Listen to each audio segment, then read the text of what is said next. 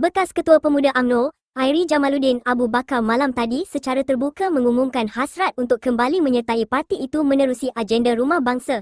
Airi yang dipecat UMNO 4 tahun lalu itu berkata, beliau melihat kenyataan Presiden UMNO, Datuk Seri Dr. Ahmad Zahid Hamidi yang membuka pintu penyatuan tanpa syarat sebagai perkembangan positif dan peluang murni buat dirinya.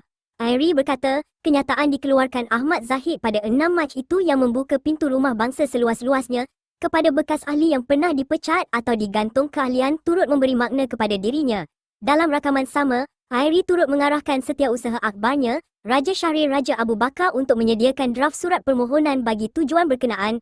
Sementara itu, dalam hantaran video berasingan di platform sama, bekas Naib Ketua Pemuda UMNO, Syahril Hamdan menyatakan beliau menghargai dan menghormati isyarat ditunjukkan Presiden UMNO itu, namun mengakui lebih selesa berada di luar kerangka politik buat masa ini.